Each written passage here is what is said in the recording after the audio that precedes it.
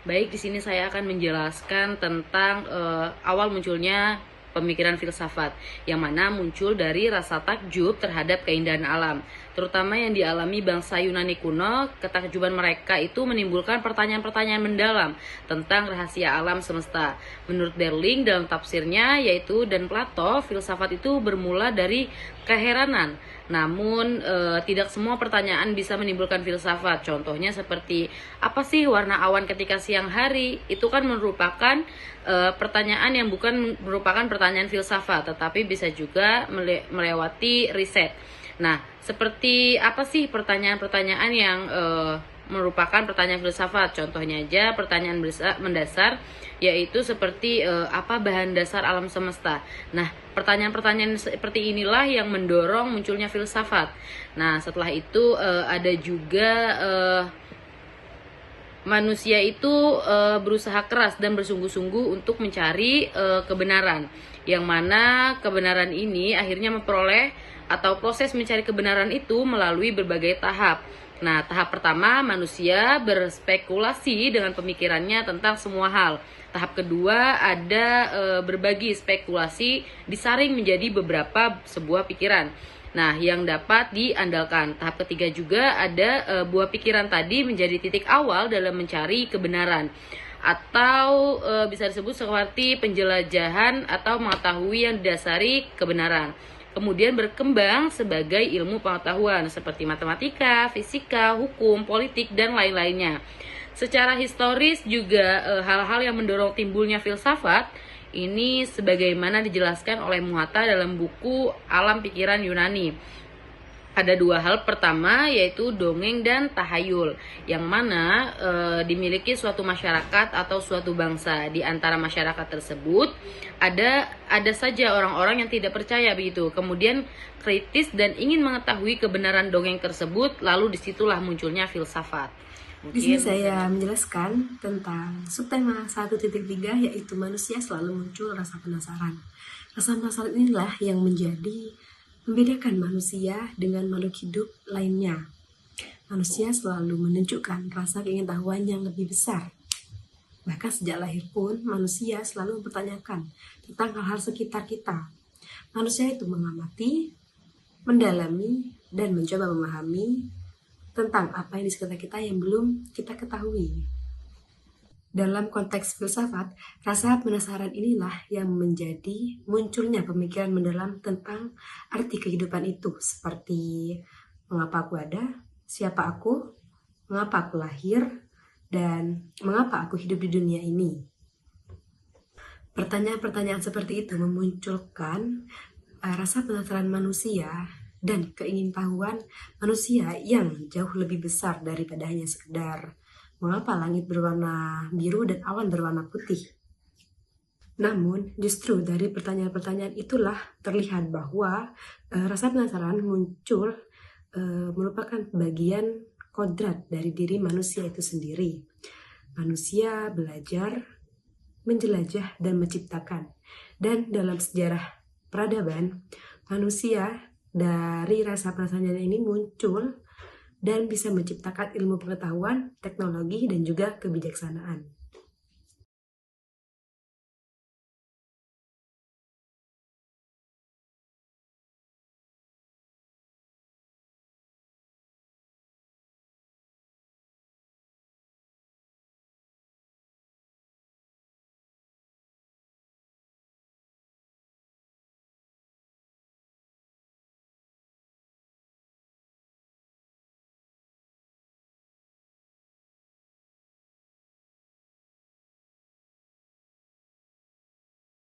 Assalamualaikum warahmatullahi wabarakatuh. Saya akan menjelaskan tentang latar belakang perkembangan filsafat. Tentunya, apa sih latar belakang perkembangan filsafat saat ini? Mungkin jika dipahami dari dua sisi, yaitu sebagai disiplin dan sebagai disiplin dasar filosofis dari proses ilmiah. Seperti sains sebagai suatu disiplin, filsafat sains adalah bagian dari suatu filsafat yang membicarakan suatu pokok tertentu, yaitu ilmu pengetahuan, dan sudah memiliki sifat-sifat dan karakter hampir sama dengan filsafat pada umumnya. Namun, sebagai landasan filosofis untuk proses tersebut, sains dan merupakan tulang punggung dari proses ilmiah itu sendiri, artinya filsafat yang mengandung makna mengarah pada penelitian ilmiah. Sebagai sumber informasi dan pengetahuan perkembangan ilmu pengetahuan, sampai sekarang ini belum tiba-tiba, tetapi melalui proses pembangunan bertahap. Oleh karena itu, pahamilah sejarah perkembangan ilmu pengetahuan informasi harus dibagikan atau diklarifikasikan secara teratur.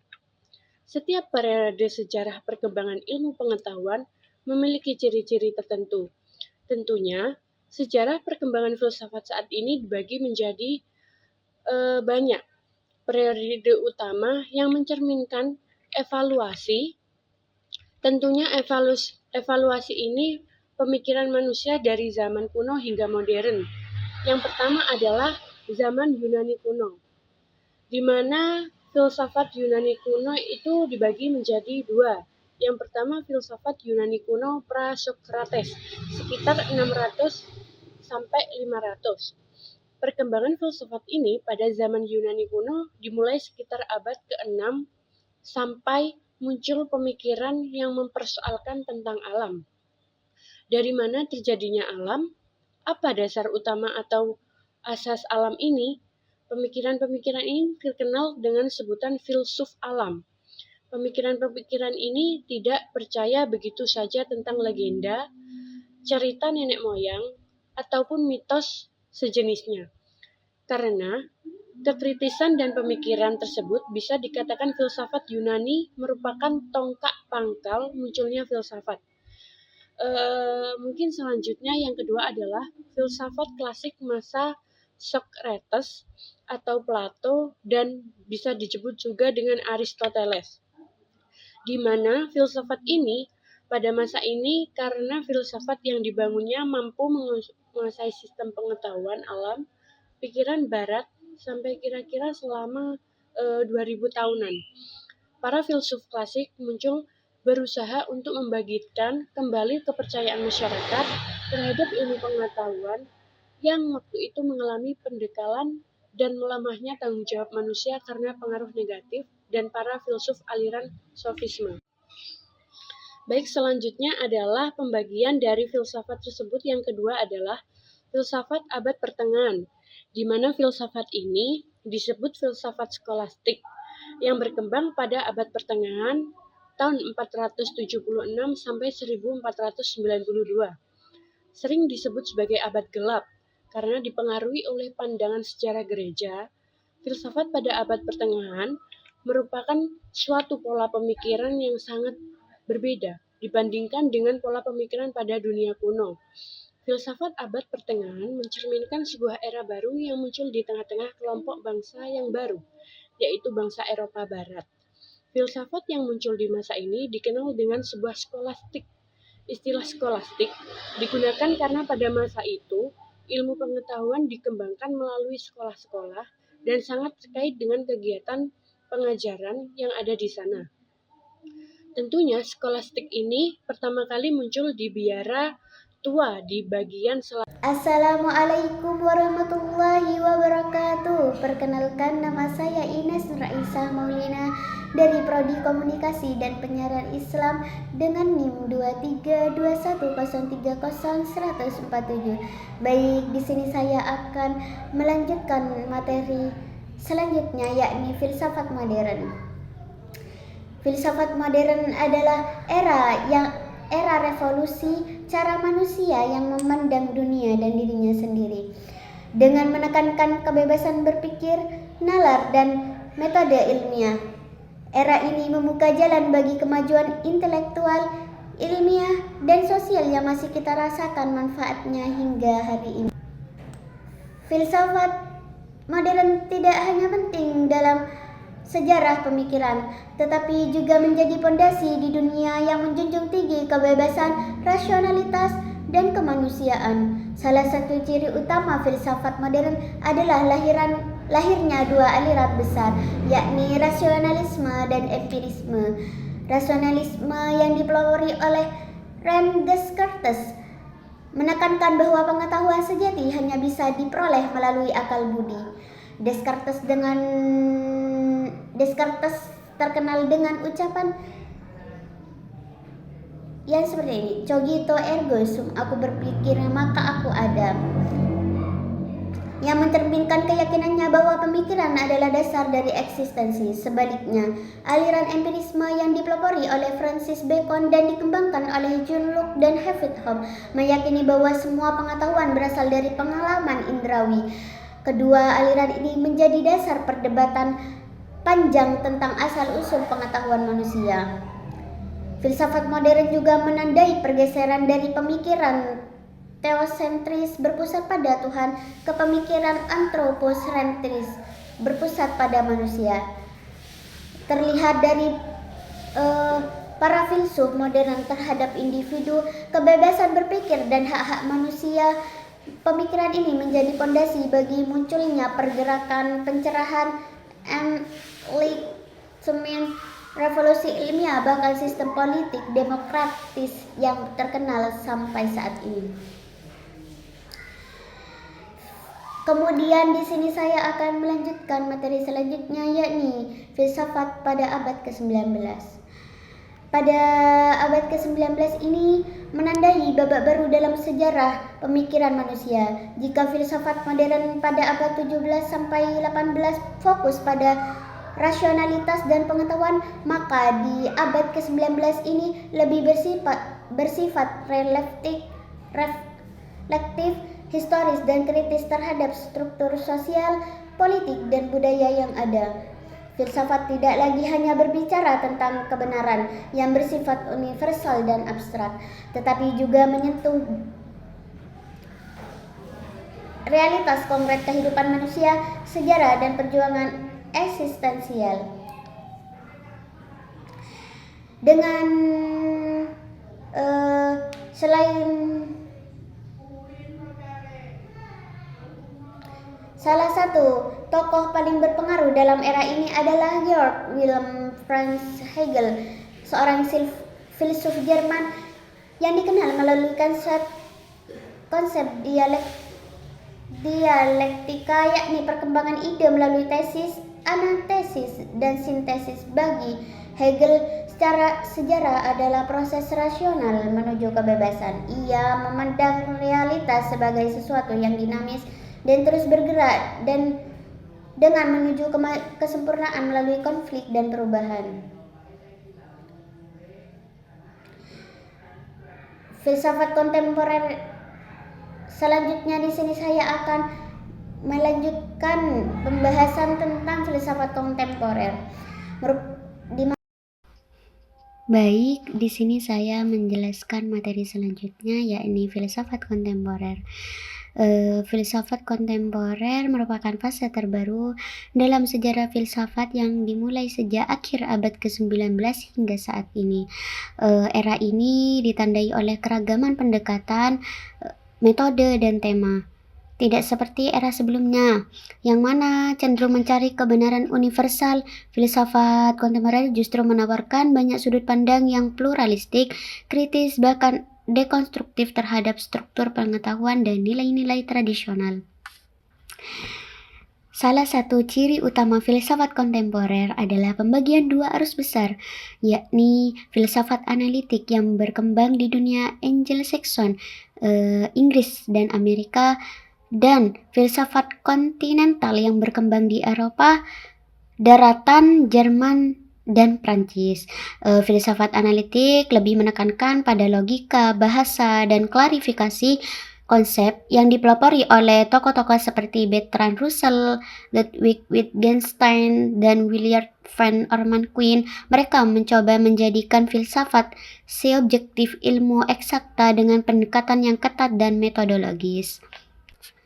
Kemudian ada tema filsafat kontemporer yang mana juga semakin luas, menyentuh isu-isu yang sebelumnya dianggap di luar jangkauan filsafat seperti gender, lingkungan, teknologi, etika terapan, identitas, globalisasi, dan sebagainya. Misalnya Judith Butler melalui filsafat feminis dan teori performativitasnya menentang pandangan tradisional tentang gender sebagai sesuatu yang tetap. Yang di dalam bidang teknologi, para filsuf kontemporer seperti Donna Haraway dan Nick Bostrom membahas soal transhumanisme, kecerdasan buatan, dan tubuh manusia dalam era digital. Filsafat kontemporer pada akhirnya tidak hadir untuk memberikan satu jawaban mutlak, tetapi lebih berfungsi sebagai alat kritis untuk terus-menerus mengkaji ulang apa yang dianggap sebagai kebenaran, makna, dan identitasnya. Filsafat tidak lagi hanya milik ruang akademik, tetapi menjadi bagian dari percakapan sehari-hari tentang siapa kita, dunia tempat kita hidup, dan masa depan yang kita bentuk. Mungkin itu saja, kemudian dilanjut dengan materi selanjutnya. Baik, Assalamualaikum warahmatullahi wabarakatuh. Di sini saya akan menjelaskan mengenai teori tentang pengetahuan. Jadi dalam teori pengetahuan itu ada dua pokok pembahasan. Yang pertama ada teori tentang indrawi dan yang terakhir adalah teori tentang pengetahuan itu sendiri. Jadi pertama-tama di sini saya akan membahas tentang teori indrawi. Indrawi ini adalah kata serapan dari kata indra, yang mana indra ini berdefinisi sebagai alat atau kapasitas yang dimiliki oleh manusia berupa bentuk organ-organ yang bertujuan untuk menyerap semua data-data lingkungan dan merubah menjadi sebuah persepsi pada manusia. Kurang lebih seperti itu. Kemudian indrawi ini adalah secara kolektif bisa disebut sebagai panca indera. Panca indera ini ada 5. Yang pertama ada panca indera penglihatan atau mata, dan yang kedua ada panca indera penciuman atau hidung, dan yang ketiga adalah panca indera perasa atau lidah, dan yang keempat adalah panca indera pendengaran atau telinga, dan yang terakhir adalah panca indera peraba atau kulit.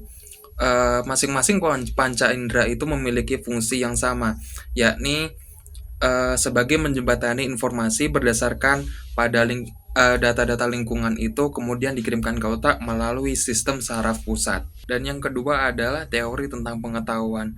Sepengetahuan ini memang sudah tidak terdengar asing mungkin bagi kita ya. Tapi kalau kita kaji secara filsafat, pengetahuan ini adalah bentuk hasil dari di mana manusia bisa berproses untuk cari tahu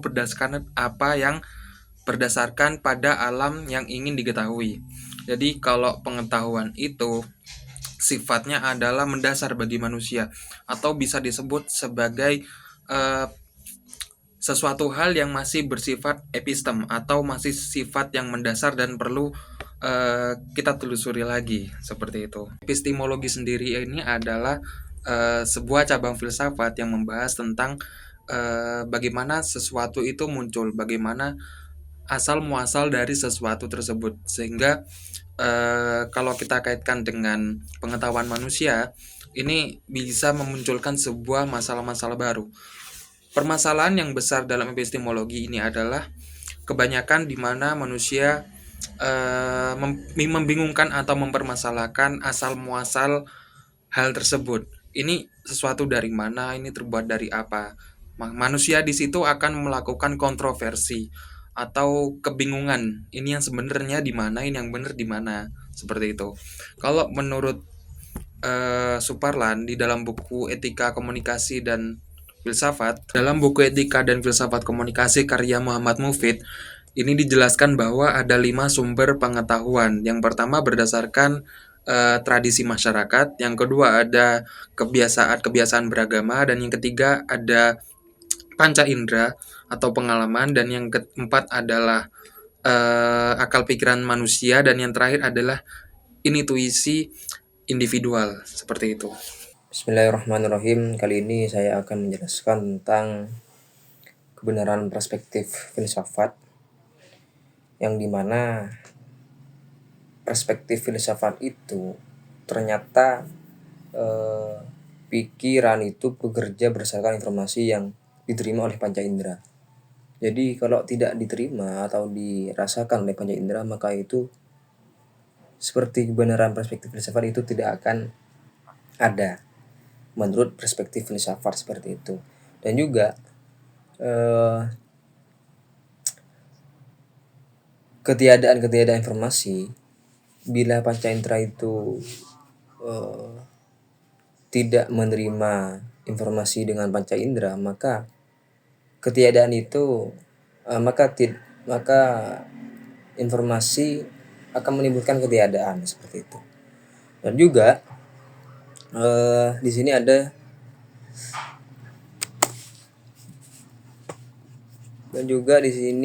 ada karakteristik yang dimiliki oleh Tuhan sebagai bekal menjalani kehidupan di dunia. Salah satu sifat penting yang merupakan anugerah ilahi adalah keingintahuan. Jadi keingintahuan ini ialah mendorong para filsuf untuk menjadi suatu kebenaran seperti itu. Dan juga pendekatan-pendekatan seperti itu akan menjadi metode dari kebenaran perspektif filsafat. Iya, salah satunya yang sudah saya sebutkan pertama, dan juga yang kedua yaitu